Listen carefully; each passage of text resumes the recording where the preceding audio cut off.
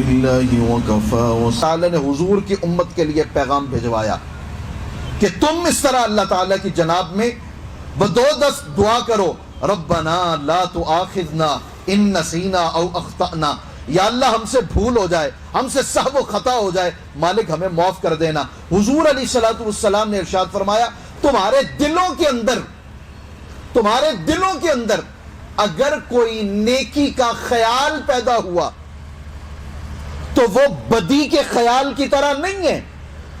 اگر تمہارے دل کے اندر بدی کا خیال آیا، اللہ تبارک و تعالی تمہیں اس گناہ کے سوچنے پر بالکل بھی عذاب نہیں دے گا، اور اگر تم نے گناہ کر لیا تو صرف ایک لکھا جائے گا۔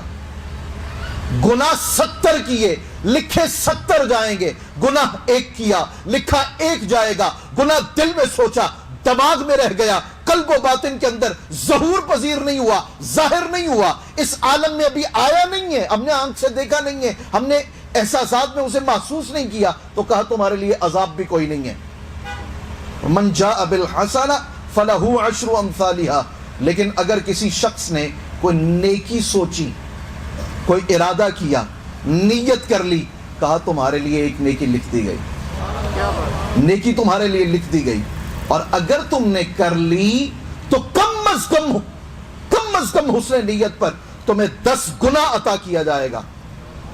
گناہ سوچا کوئی عذاب نہیں، گناہ کیا صرف ایک گناہ لکھا گیا، نیکی سوچی سلسلہ تواتر سے شروع ہے، اور اگر نیکی تم نے کر لی تو پھر 10 گناہ سے کام شروع ہوگا۔ اللہ کتنا عطا فرمائے گا؟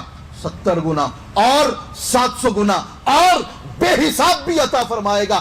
حضرت سیدنا ابو ہریرہ رضی اللہ تعالیٰ عنہ سے مروی ایک حدیث پاک ہے، اللہ تبارک و تعالیٰ، اس کا مفہوم ہے حدیث پاک کا، ایک نیکی کے بدلے میں اللہ تبارک و تعالیٰ 1,00,000 نیکیاں بھی عطا فرماتا ہے۔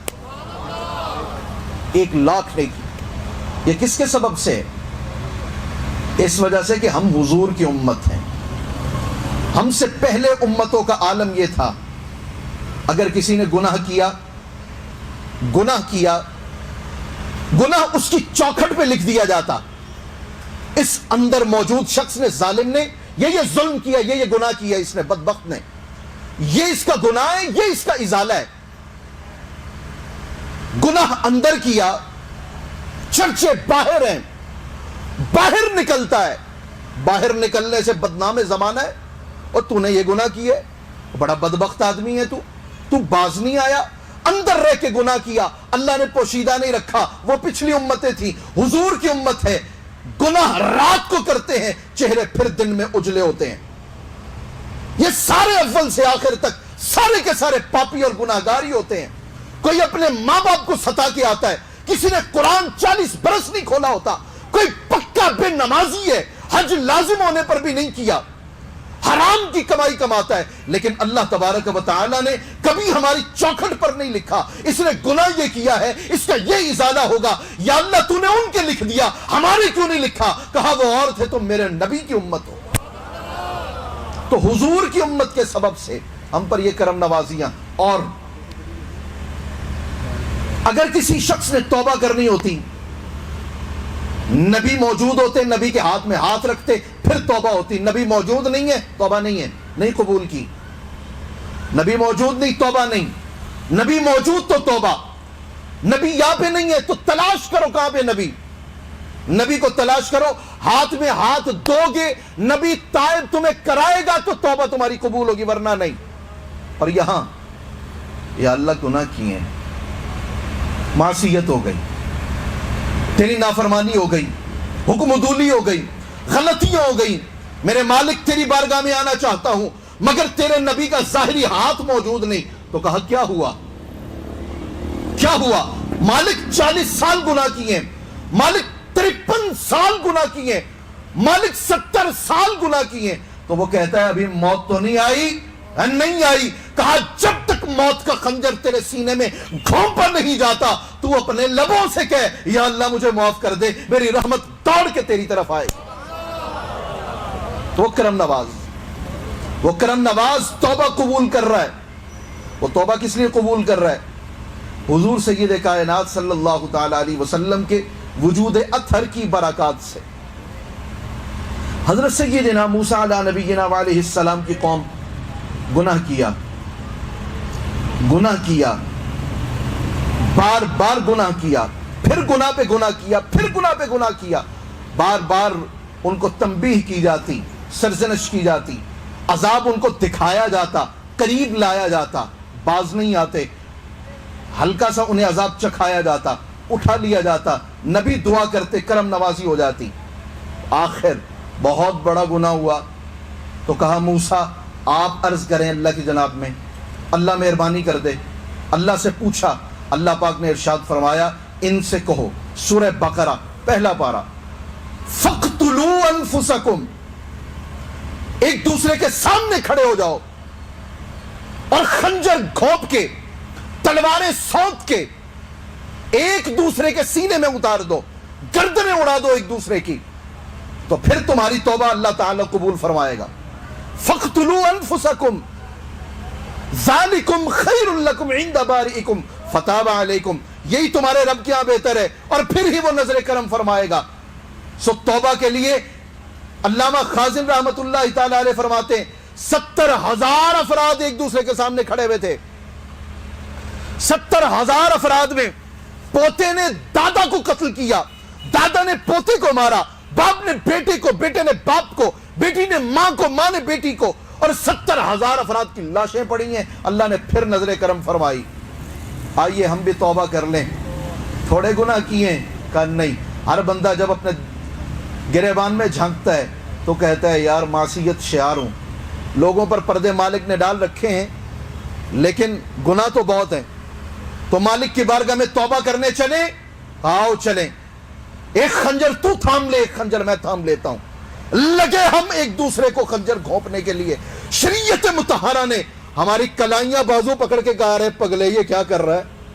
ہم نے کہا توبہ کرنا چاہتے ہیں۔ رب کا قرآن یہ کہتا ہے چہیتے نبی کی چہیتی امت تھی، اس نے توبہ یوں کی ہے، اللہ نے قبول کی۔ کہا تمہیں ضرورت ہی نہیں ہے، رب کے در پہ دستک دو، لمحہ بھر کے لیے اپنے آنسو بہاؤ، اور آنسو کی ندیاں بہانے کی ضرورت نہیں ہے۔ محمد الرسول اللہ یہ کہہ گئے ہیں صلی اللہ علیہ وسلم کہ تمہارے آنکھوں سے اگر رخسار پر مکھی کے سر کے برابر بھی آنسو آیا، تمہارا رخسار تپنے لگا، گرم ہونے لگا، اللہ تبارک و تعالیٰ کے ہاں تمہارے سارے گناہ بخش دیے جائیں گے۔ وہ تمہارے موبائل کی طرح یہ نہیں پوچھتا ڈیلیٹ سلیکٹڈ یا ڈیلیٹ آل، سارے معاف کر دوں یا صرف یہی کروں؟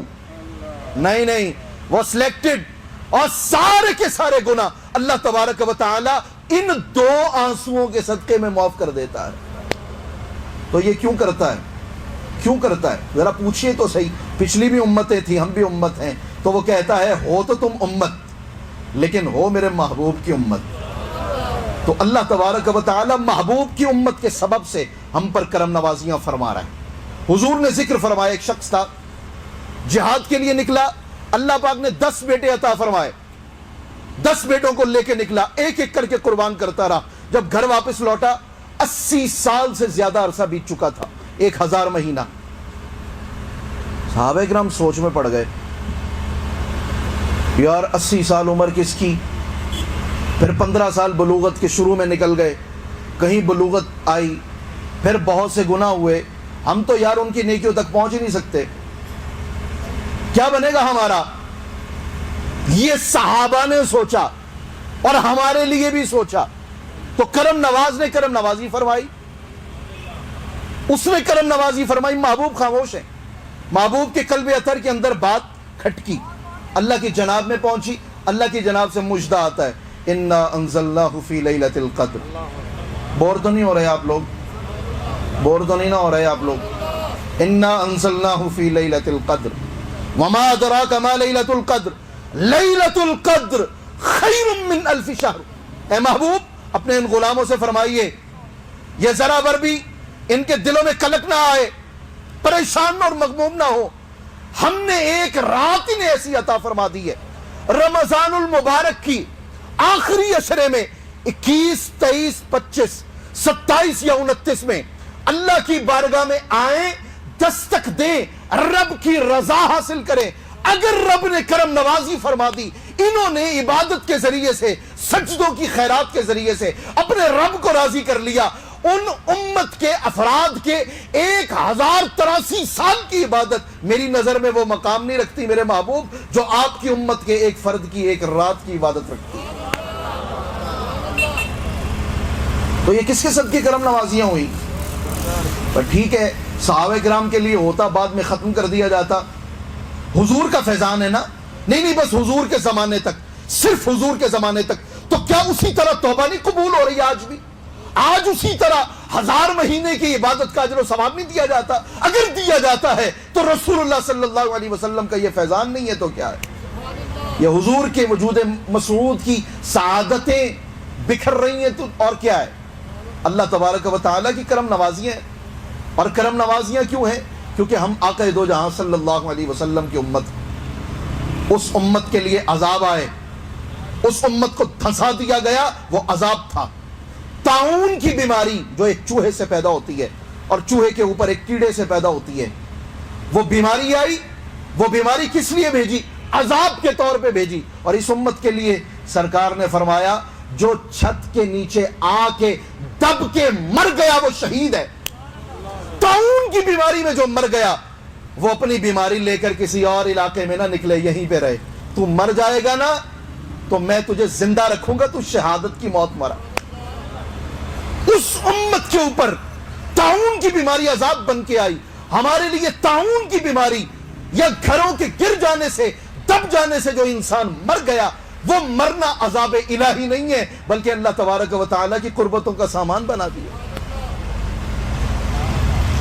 حضور سید کائنات صلی اللہ علیہ وسلم سے پہلے کی امت کے افراد، ان کے لیے اللہ پاک نے مخصوص فرما دیا، خاص کر دیا گیا کہ تم نے پیشاب کرنا ہے تو کسی قارورہ اصل میں بوتل کو کہتے ہیں، شیشے کی بوتل کو، تو شیشے کی بوتل کی وجہ سے ہی اس پیشاب کو بھی قارورہ کا نام دیا گیا۔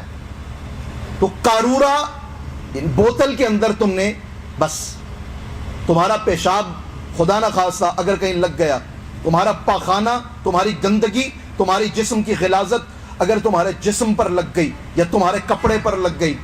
ابو داؤد شریف کی حدیث پاک ہے، ابو داؤد شریف، ارشاد فرمایا کہ ان امتوں کے لیے پیغام یہ تھا اگر کپڑے پر لگ گئی نجاست، کپڑا کاٹ دو کپڑا اتنا، کپڑا کٹتا تو معافی ہوتی، اور جسم پر لگ گئی، جسم پر لگی، راکھ جلاؤ، چٹائی جلاؤ، لکڑی جلاؤ اور جسم کو داغو۔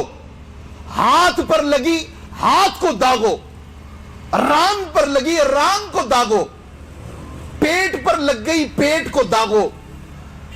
جسم کے کسی حصے پر اگر غلاظت لگی ہے تمہیں داغنا پڑے گا۔ ایک شخص نے معمولی سمجھا، سرکار ارشاد فرماتے ہیں ابو داؤد شریف میں، سرکار نے ارشاد فرمایا ایک شخص نے اسے معمولی خیال کیا، اور نہیں ہے ایسی باتیں نہیں ہوتی، چکر نہیں ہے، خیر ہے، کچھ نہیں ہوتا، کوئی عذاب نہیں ہے، کوئی تنگی نہیں ہے، کوئی شدت نہیں ہے۔ سرکار ارشاد فرماتے ہیں جب وہ شخص مرا، عذاب قبر میں مبتلا ہوا، ان کے لیے لازم تھا، ضروری تھا کہ وہ اپنے کپڑے کو کاٹیں، اپنے جسم کو داغیں۔ ہم نے کیا پیشاب، ہم نے کیا پاخانہ، بولو براز کے ذریعے ہمارے جسم کے حصوں پر لگ گئی، اب میں لگا چٹائی کو جلا کے، راکھ بنا کے اپنے جسم کو داغنے۔ شریعت محمدیہ نے میرے دامن کو جھٹک کے کہا ارے پگلے یہ کیا کرتا ہے؟ میں نے کہا خود کو پاک کرنے چلا ہوں۔ کہا یہ کیا طریقہ تو نے اپنایا؟ کہا یہ میں نے سابقہ امتوں کے اندر دیکھا ہے، اللہ تبارک و تعالیٰ کے ہاں پاکیزگی اور طہارت کا معیار یہ ہے۔ کہا یہ معیار تھا، یہ تمہارے لیے نہیں، یہ اوروں کے لیے تھا، یہ تمہارے لیے اس لیے نہیں بنا کیونکہ محمد مصطفیٰ احمد مجتبیٰ کی امت ہو تم۔ اور تو اور سرکار نے ارشاد فرمایا جعلت لی الارض مسجدا وطہورا، اس امت کے لیے یہ تھا۔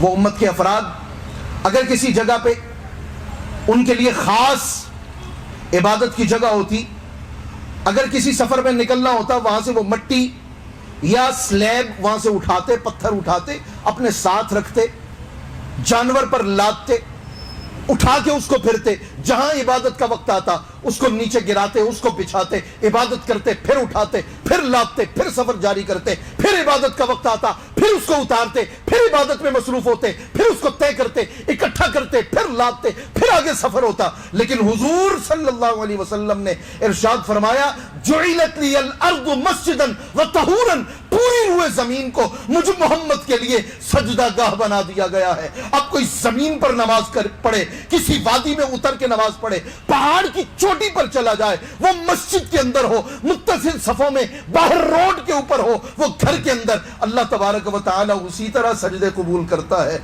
जिस तरह इबादत गाहों में सजदे कबूल होते हैं। ये करम नवाज की करम नवाजी क्यों है? क्योंकि हुजूर सय्यद कायनात सल्लल्लाहु तआला अलैहि वसल्लम की उम्मत हैं हम। हुजूर सय्यद कायनात सल्लल्लाहु अलैहि वसल्लम से पहले कौम मूसा अल्लाह तबारक व तआला के साथ हम कलाम होने वाले नबी हैं, रसूल हैं, साहिब किताब हैं। उस उम्मत के अफराद ने गुनाह किया, का गुनाह इतना संगीन है कि अब इनकी शक्लें बदल दी गई। हुक्म हुआ, पहला पारा सूरह बकरा, कूलू किरदतन खासिईन, धुतकारे हुए बंदर बन जाओ, बंदर बना दिया। अल्लामा खाजिम रहमतुल्लाह अलैह फरमाते हैं, जितने छोटे गुनाहगार थे सारे बंदर बना दिए गए, और जितने बड़े बड़े गुनाहगार थे गरांडील किस्म के, उन सबको खिंजीर कर दिया। आज के खिंजीर और आज के बंदर वो नहीं है, वो सिर्फ 3 दिन के बाद मर गए। अल्लाह से पूछो, कपकपाते होंठों से, लरजते हुए हाथों के साथ और लजाजत भरी आवाज में, मालिक गुनाह तो हम भी करते हैं, कौम शुएब की तरह नाप तोल में कभी तो छोड़ते नहीं है, कौम लूत की तरह हम जिन्स परस्ती हम में भी आ गई, कौम आद और समूद की तरह अपनी बनाई हुए बिल्डिंगों पर इतराते हैं और पैसा इकट्ठा करते हैं और दुनिया की दौड़ धूप के अंदर पड़े हुए हैं। कौन से गुनाह जो साबिका उम्मतों में थे और हम में नहीं है? उन्होंने इंफरादी तौर पे की, हमने इज्तिमाई तौर पे वो सारे के सारे गुनाह कर लिए हैं। तो मालिक ये अजाब क्यों नहीं आता, ये बरसता क्यों नहीं, ये चेहरे क्यों नहीं बदलते, ये नाम चौखट पे क्यों नहीं लिख दिया जाता, ये नहूसतें हम पर क्यों नहीं बरसती? अल्लाह तबारक व तआला का कलाम सूरह अनफाल 9वां पारा, अल्लाह का कलाम उठा के देखो, अल्लाह तबारक व तआला ने ऐलान फरमा दिया, वमा कान अल्लाहु लियुअज़्ज़िबहुम व अंत फीहिम। ऐ मेरे हबीब, इनके गुनाह हैं तो इसी काबिल कि मैं इनको उठा के जमीन के अंदर धंसा दूं, पहाड़ों को उठाकर इनके ऊपर ज़ेर कर दूं, इनको तहोबाला कर दिया जाए, इनके चेहरे मसक कर दिए जाए, इनका वकार इनसे छीन लिया जाए। लेकिन ऐ मेरे हबीब, मैं इनके गुनाहों को नहीं देखता, इनके गुनाहों की नहूसत को नहीं देखता, मैं तो तेरे वजूद की बरकत और सआदतों को देखता। वमा कान अल्लाहु लियुअज़्ज़िबहुम व अंत फीहिम। ऐ मेरे हबीब, आपका वजूद अत्थर इनमें है, तो मैं तो आपके वजूद अत्थर को देख रहा हूं। हुजूर सय्यद कायनात सल्लल्लाहु अलैहि वसल्लम से कब्ल